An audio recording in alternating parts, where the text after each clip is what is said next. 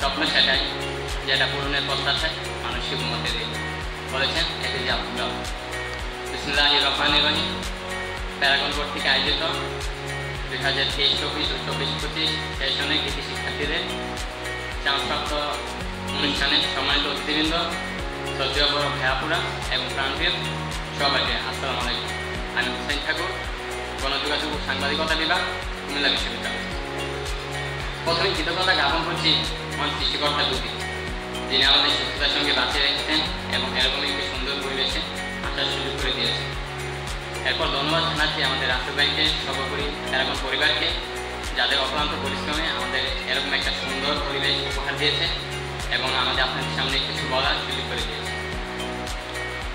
তো মানুষের জীবনে অনেকভাবে সাফল্য আসে, কখনো সাফল্য আসে, কারো ডাক্তার হতে পারা এটাও তার সাফল্য, কারো ব্যবসায়িক হওয়া এটাই তার সাফল্য, কারো বা ইউরোপ কান্ট্রিতে যাবে এটাও তার সাফল্য, কারো বা অনেক পরিমাণে টাকা ইনকাম করবে এটাও তার সাফল্য। আর আমি মনে করি যেটা আমাদের বাংলাদেশ প্রেক্ষিতে আমাদের আর্টসের স্টুডেন্টদের জন্য অন্যতম সফলতা হচ্ছে একজন পাবলিকান হতে পারে। তো আমার এই পাবলিকান হওয়ার স্বপ্নটা শুরু হয়েছিল আমি যখন ক্লাস 6-এ পড়ি। সময়টা ছিল 2018। ভাইয়া তখন এসএসসি পরীক্ষা দেওয়া শেষ, তো ভাইয়ার বাচ্চাদের ভর্তি ফান্ড নিয়ে করতে চলছিল।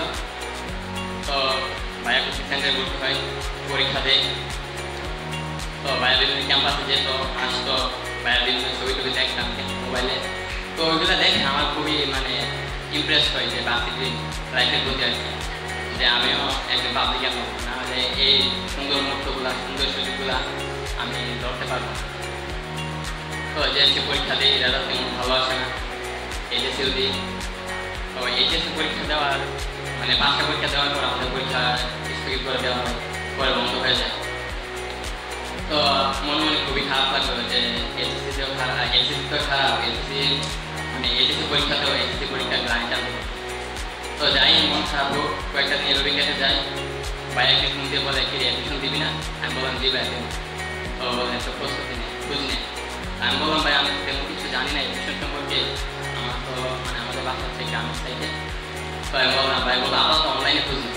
তো অনলাইনে প্যারাগনের প্ল্যাটফর্মে ঢুকলাম, পেজে ঢুকলাম, ঢোকার পর দেখলাম যে ইংলিশ ফ্রি ক্লাস চলছে।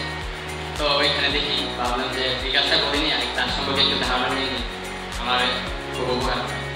তো ওইখানে পেজে ঢুকে প্যারাগনে আমাদের আসলে নাম্বার দিয়ে ফোন দিয়ে সাকিব ভাইয়ের ইংলিশ ফ্রি ক্লাস চলছিল। তো ওই ক্লাসটা ভাইয়া খুবই বন্ধু সুন্দরভাবে আমাদের সাথে ক্লাস নেই, তো আমার ক্লাস ভালো লাগে। এরপর আমি প্যারাগন ভর্তি নিই। তো এখানে অনেক কাহিনী আছে যে প্যারাগনকে আমি কেন বেশি, এটার মূল উদ্দেশ্য হচ্ছে সাকিব ভাইয়ের ক্লাস আমার খুবই ভালো লাগে। তাছাড়াও প্যারাগনের যে ব্যাকগ্রাউন্ড আছে ওইটাতে দেখলাম যে অনেক পরিমাণে ভাইয়ারা পাবলিকান হচ্ছে।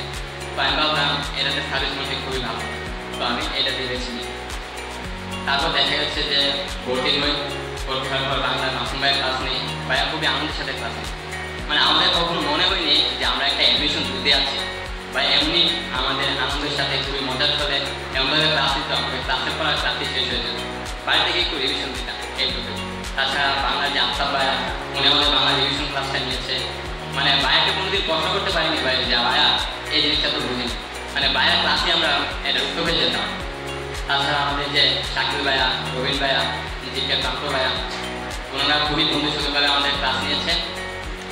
তো সর্বোপরি আর যারা আছে আমাদের আদিল ভাইয়া, সুসময় ভাইয়া, তাছাড়া ফাহিম ভাইয়া, ওনারাও নিজ নিজ অবস্থান থেকে আমাদের সর্বোচ্চ চেষ্টাটা করেছে, আমাদের সাহায্য করেছে। এছাড়াও আমরা যখন অ্যাডমিশন লাইফে আমরা যখন বিভিন্ন ক্লাসে বাসির চয়েস, মাইগ্রেশন, সাবজেক্ট চয়েস এগুলো ব্যাপারে ভাইয়াদের নোট দিতাম মেসেঞ্জারে, ভাইয়ারা ঠিক সাথে সাথে কোনো দিন এত ব্যস্ততার মাঝে সাথে সাথে আমাদের রিপ্লাই দিত, হয়তো বা 1-2 মিনিট দেরি হতো। তো এটা আমাকে আমাদের অ্যাডমিশন জার্নিতে খুবই সহায়ক ভূমিকা পালন করেছে। তো আমি আমার বক্তব্য জিজ্ঞাসা করবো না।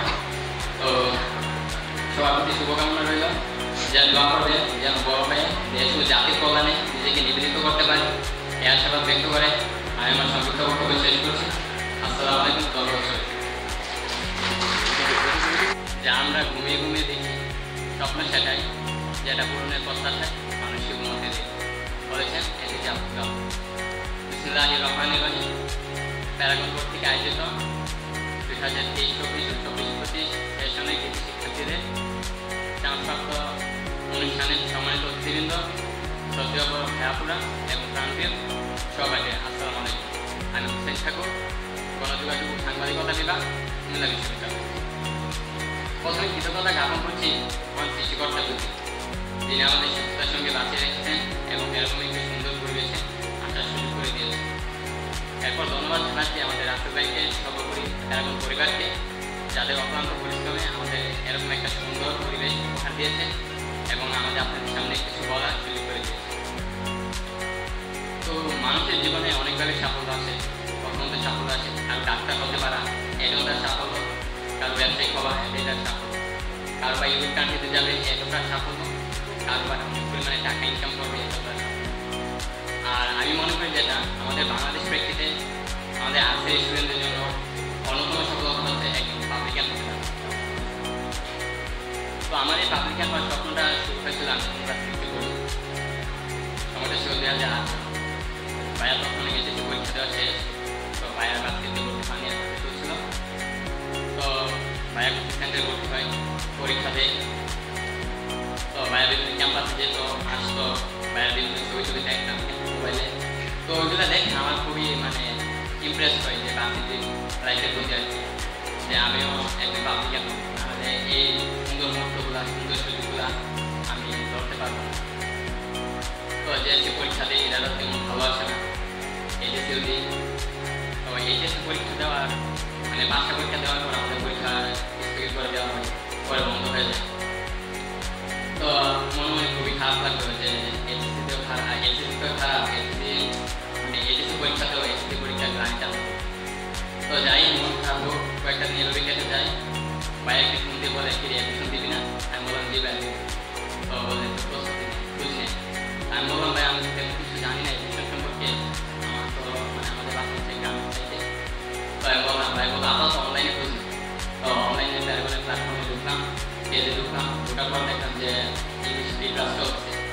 তো ওইখানে দেখি ভাবলাম যে ফ্রি ক্লাসটা করিনি, আমি তার সম্পর্কে একটু ধারণা নিয়ে নিই, আমার খুব উপকার।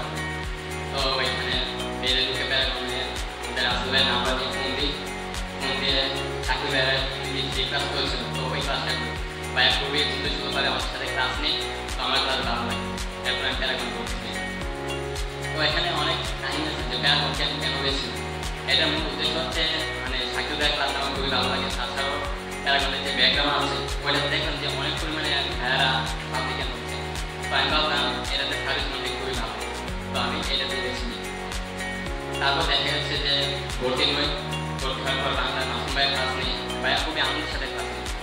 আমাদের কখনো মনে করিনি যে আমরা একটা অ্যাডমিশন দিতে আসছি, বা এমনি আমাদের আনন্দের সাথে খুবই মজার সাথে এমনভাবে ক্লাস নিতে হবে, ক্লাসের পর ক্লাসে শেষ হয়ে যেত, বাড়ি থেকে একটু রিভিশন দিতাম এইটুকু।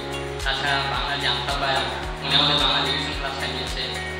ভাইয়াকে কোনোদিন প্রশ্ন করতে পারিনি ভাই যে ভাইয়া এই জিনিসটা তো বুঝি, ভাইয়ার ক্লাসে আমরা এটা উঠতে হয়ে যেতাম।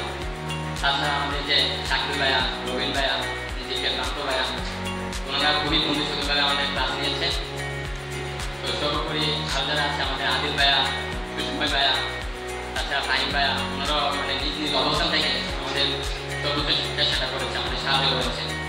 এছাড়াও আমরা যখন অ্যাডমিশন লাইফে আমরা যখন বিভিন্ন ক্লাসে ক্লাসের চয়েস, মাইগ্রেশন, সাবজেক্ট চয়েস, এগুলো ব্যাপারে ভাইয়াদের নোট দিতাম মেসেঞ্জারে। ভাইয়ারা ঠিক সাথে সাথে কোনো দিন এত ব্যস্ততার মাঝে সাথে সাথে আমাদের রিপ্লাই দিত, হয়তো বা 1-2 মিনিট দেরি হতো। তো এটা আমাকে আমাদের অ্যাডমিশন জার্নিতে খুবই ভূমিকা পালন করেছে। তো আমি আমার বক্তব্য জিজ্ঞেস করবো না। তো সবার প্রতি শুভকামনা রইল।